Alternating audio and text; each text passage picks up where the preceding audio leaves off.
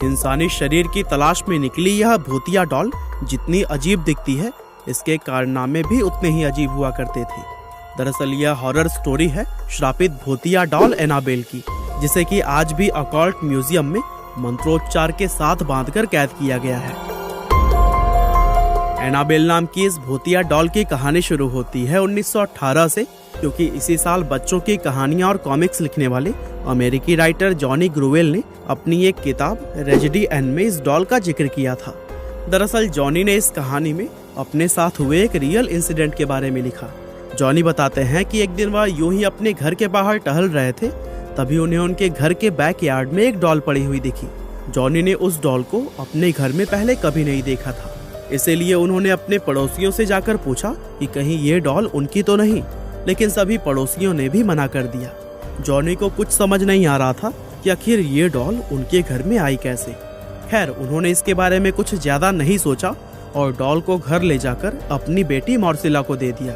मॉर्सिला उस समय काफी छोटी थी, इसीलिए वो डॉल को देखकर काफी खुश हुई।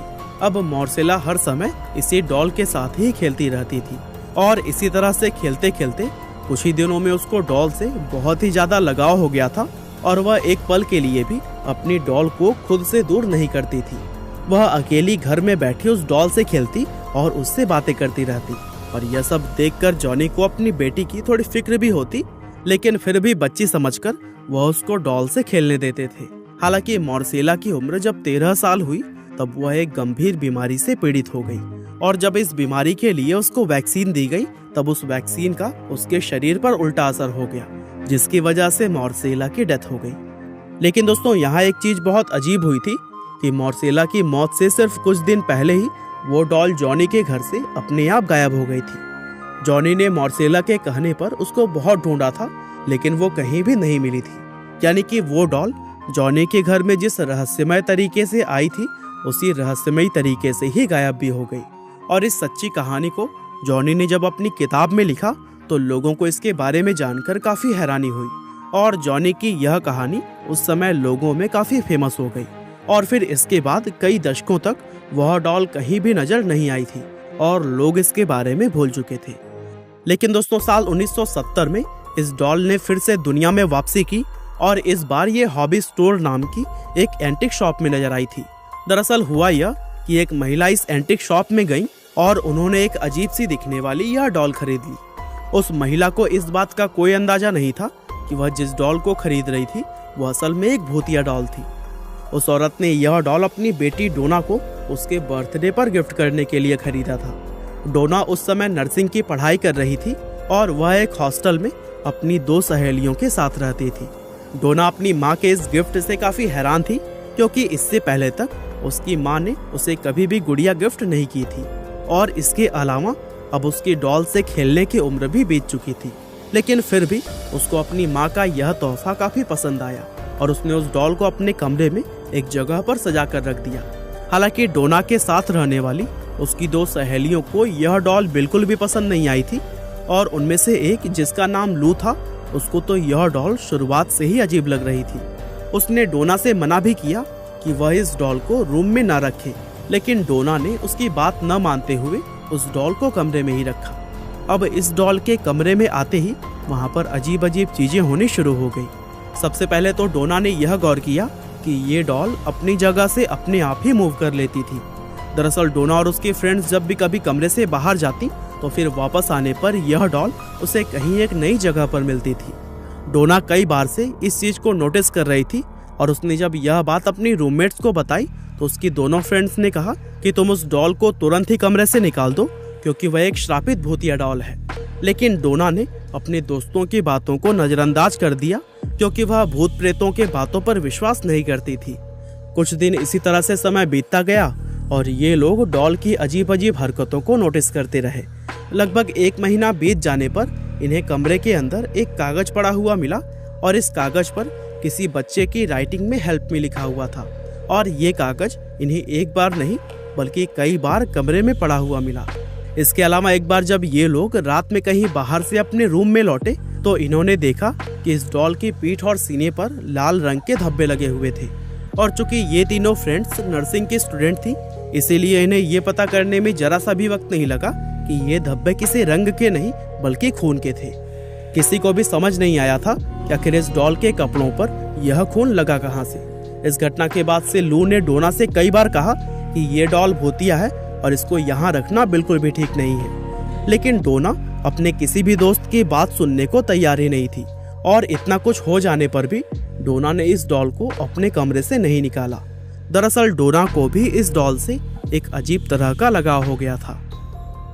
एक दिन लू घर में अकेली थी और डोना अपनी दूसरी सहेली के साथ किसी काम से बाहर गई थी। तभी लू को कमरे से डोना के चीखने की आवाज आई और इस आवाज के चक्कर में वह भूल गई थी कि डोना तो घर में थी ही नहीं। वह भागते हुए जब कमरे में गई तो उसने देखा कि कमरे में उस डॉल के अलावा और कोई भी मौजूद नहीं था। लेकिन इसके बाद कमरे से लू के चीखने की भी आवाज आई और इत्तेफाक से डोना और उसकी सहेली उस समय लौटकर आ चुके थे। और जैसे ही उन दोनों को लू की आवाज आई, वे दोनों भागते हुए कमरे में पहुंची। कमरे में जाकर उन्होंने देखा कि लू फर्श पर बेहोश पड़ी थी और उसके शरीर पर गहरे चोट के निशान थे। ये दोनों फ्रेंड्स लू को हॉस्पिटल लेकर गईं, जहां पर उसे तुरंत ही एडमिट कर लिया गया। और फिर लगभग 2 दिन के बाद जब लू को होश आया तो उसने डोना को बताया कि उस पर यह हमला उसकी डॉल ने किया था। और यह बात सुनकर डोना का सर ही चकरा गया और अब उसको लू की कही हुई सभी बातों पर यकीन होने लगा था, क्योंकि लू पर जानलेवा हमला हुआ था और इस हालत में वह झूठ कभी भी नहीं बोल सकती थी। डोना तुरंत ही अपने हॉस्टल के पास वाले चर्च में गई और फादर हैगन को इस घटना के बारे में बता दिया। फादर हैगन ने डोना की बात सुनी और उसको अपने सीनियर फादर कुक के पास भेज दिया। फादर कुक ने डॉल को अच्छी तरह से देखा और डोना को बताया कि यह डॉल भूतिया है और इस पर एक बुरी आत्मा का साया है। फादर कुक ने कहा कि यह मामला संभालना उनके बस की बात नहीं है, इसीलिए उन्होंने इसकी खबर paranormal activity expert Edward Warren और उनकी पत्नी लॉरेन रीटा को दे दी। ये दोनों पति और पत्नी इस मामले के बारे में सुनते ही तुरंत डोना के हॉस्टल रूम में पहुंच गए और उन्होंने डॉल के इस बिहेवियर की बारीकी से जांच करने के लिए 1 हफ्ता उसके साथ बिताने का फैसला किया। और फिर 1 हफ्ता डॉल के साथ रहने के बाद वॉरेन कपल ने डोना को बताया कि इस डॉल के अंदर एक बेहद शक्तिशाली आत्मा का वास है और अब ये आत्मा इस डॉल से निकलकर एक इंसानी शरीर में जाना चाहती है। इन लोगों ने आगे बताया कि आत्मा ने अपने रहने के लिए डोना के शरीर को चुना है, इसीलिए जितना जल्दी हो सके इसको डोना से दूर करना होगा। डोना ये सब बातें सुनकर बहुत घबरा गई और उसने वॉरेन कपल को डॉल उनके साथ ले जाने के लिए हाँ बोल दी।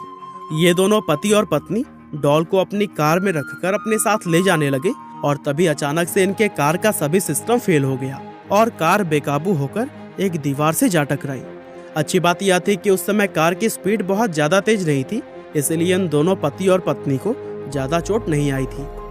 हालांकि लोग यह समझ गए थे कि कार के बेकाबू होने का कारण भी यह डॉल ही थी और इसी ने अपनी शक्तियों से कार के सभी सिस्टम फेल कर दिए थे। हालांकि कैसे भी करके घर पहुंचने के बाद इन पति और पत्नी ने तंत्र मंत्र और पवित्र जल की मदद से इस डॉल को शांत करके शीशे के एक बॉक्स में बंद कर दिया और फिर इस बॉक्स को उन्होंने अपने खुद के म्यूजियम ऑकल्ट म्यूजियम में रख दिया और तब से लेकर आज तक यह डॉल इसी म्यूजियम के अंदर ही रखी हुई है। और दोस्तों, म्यूजियम में जहां यह डॉल रखी हुई है वहां पर एक वार्निंग भी लिखी गई है कि कोई ना तो इस बॉक्स के करीब आए और ना ही इसको छूने की ट्राई करे, क्योंकि इस डॉल में अभी भी शैतानी शक्तियां मौजूद है। वैसे भूत प्रेत में मैं खुद भी विश्वास नहीं रखता हूँ, लेकिन चूंकि यह कहानी सच्ची थी इसीलिए मैंने सोचा कि इस कहानी को आप लोगों के साथ भी जरूर ही शेयर करना चाहिए। वैसे इस कहानी के बारे में आप क्या सोचते हैं, हमें कमेंट करके बताना ना भूलिएगा। आपका बहुमूल्य समय देने के लिए बहुत बहुत धन्यवाद।